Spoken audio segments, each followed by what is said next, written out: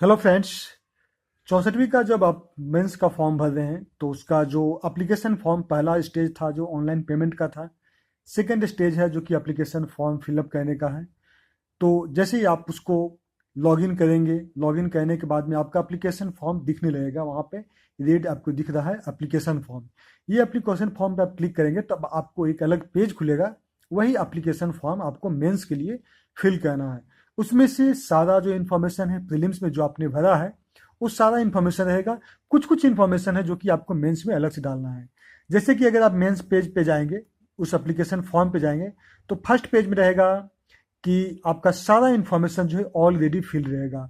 उसमें आपको कुछ नहीं चेंज करना है, सारा कुछ आपको फिल रहेगा। जो प्रीलिम्स के समय जो फॉर्म फिलअप किए हैं उसमें जो इन्फॉर्मेशन डाले हैं सारा कुछ वही रहेगा। आप बिहार के निवासी हैं, माता पिता का नाम, जन्म तिथि, ये सब अपने आप सब फिल किया हुआ रहेगा।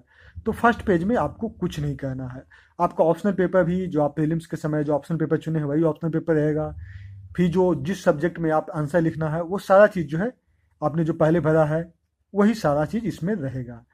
उसके बाद में आप इसका नेक्स्ट पेज पे जाएंगे। नेक्स्ट पेज पे जाएंगे तो यहाँ पे आपको फॉर्म फिलअप करने के लिए कई ऑप्शंस मिलेंगे। इसमें क्या मिलेगा?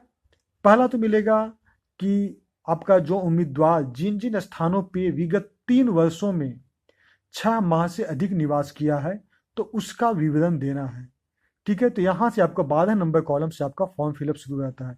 तो 3 ऐसा स्थान का नाम देना है जो कि 6 महीना से ज़्यादा निवास किए हैं। तो एक ही स्थान पे अगर 3 6 6 महीना में रखे हैं तो उसको भी लिख सकते हैं। यानी पिछले 1.5 साल का रिकॉर्ड जानना चाह रहा है कि उसके बारे में आप इसमें भर दीजिए। तो तीनों का आप निवास का स्थान डालिए, कब से कब तक रहे हैं वो पूरा पता उसका दे दीजिए। तो 3 है, तीनों को दे दीजिए। 13वां कॉलम में आता है उम्मीदवार की लंबाई। कैंडिडेट का हाइट जो है पहला सेंटीमीटर में डाल देना है, फिर उसको फीट में डाल देना है, फिर उसको इंच में डाल देना है। तो 3 जो है यूनिट में, डिफरेंट डिफरेंट यूनिट में उस कैंडिडेट का लंबाई इसमें डाल दिया जाएगा। 14 नंबर पे आएगा छाती की चौड़ाई, मेजर ऑफ चेस्ट। तो चेस्ट की चौड़ाई में नॉर्मल स्थिति में और छाती फुलाने पे दोनों कंडीशंस में आपको इसमें दे देना है। तो ये सेंटीमीटर है और इंच में देना है, मतलब नॉर्मल स्थिति में भी और छाती फुलाने के बाद भी। तो ये मेरे ख्याल से ये महिलाओं पे लागू नहीं होता है।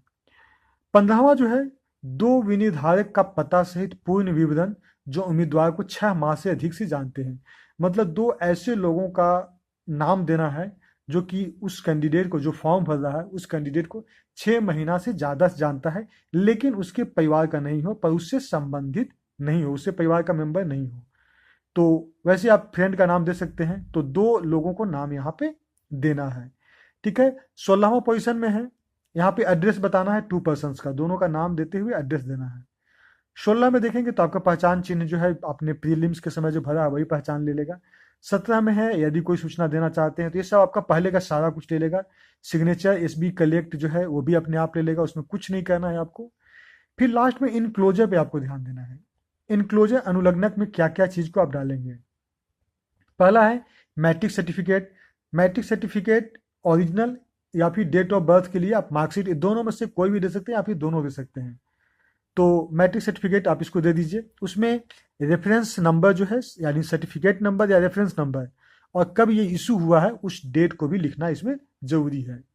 तो ये हो गया मैट्रिक का। उसी तरह से आप ग्रेजुएशन का कर लीजिए, ग्रेजुएशन सर्टिफिकेट। उसमें अब सब में आपको टिक करते चला जाना है। ठीक है, टिक करते चले जाएंगे ताकि ये सारे डॉक्यूमेंट जो है आप भेज रहे हैं, आप इस एप्लीकेशन फॉर्म के साथ इंक्लोज्ड है। तीसरा हो गया SC ST certificate, OBC certificate, criminal जो भी होता है। तो एक SC ST सर्टिफिकेट अगर इसमें देना चाहते हैं तो यहाँ पे टिक कर देंगे और उसका सर्टिफिकेट नंबर और इशू डेट डाल देना है। फिर डोमिसाइल यानी आपका जो आवासीय होता है SC ST के केस में स्पेशली, तो यहाँ पे आपको डाल देना है।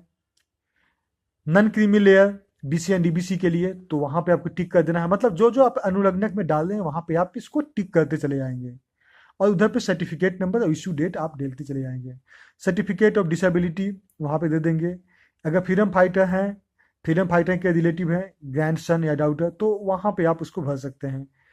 ठीक है, अगर फ्रीडम फाइटर की ग्रैंड सन, अगर ग्रैंड सन या ग्रैंड डाउटर है तो आप फोटो कॉपी आई कार्ड का वहाँ पे डालना जरूरी है।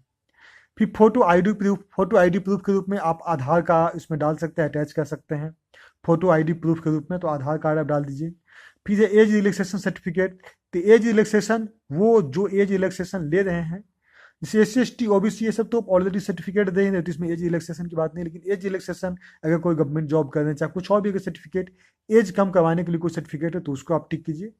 ऑनलाइन पेमेंट रिसीट सबसे लास्ट में है, इसको आप जरूर टिक करना है। और ऑनलाइन पेमेंट रिसीट जो है, जो आपने पेमेंट के समय जो आपने PDF के रूप में सेव किया है, उसका प्रिंट आउट निकाल के, तो इतने सारे डॉक्यूमेंट को आपको भेज देना है। उसमें रेफरेंस नंबर यानी ऑनलाइन पेमेंट रिसिप्ट में SB कलेक्ट नंबर दे दीजिए और इशू डेट डाल दीजिए।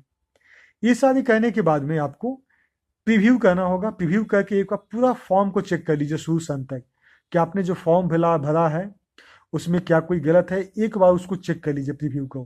प्रीव्यू को चेक करने के बाद में फाइनली जो है सबमिट एप्लीकेशन पे क्लिक कीजिएगा, और उसके बाद में आपका एप्लीकेशन फॉर्म जो है वो सबमिट हो जाएगा। तो बहुत ही सिंपल ढंग से है, क्योंकि इसमें आधा से ज़्यादा जो फॉर्म है ऑलरेडी फिलअप किया हुआ प्रीलिम्स के समय का, उसी का सारा जो है डाटा ले लेता है।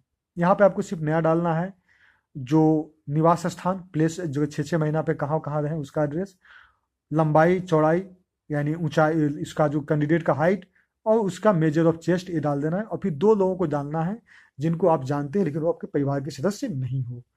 तो बस इतना ही इन्फॉर्मेशन डालना है, और उसके बाद में बस आपका खत्म। मैट्रिक इंटर वाला जो आपने पहले लिया है, पहले जो भरा है आपने मैट्रिक इंटर का, वो सब अपने आप ले ले रहा है। तो इसमें आपको कुछ भी कहने की जरूरत नहीं है मैट्रिक इंटर का।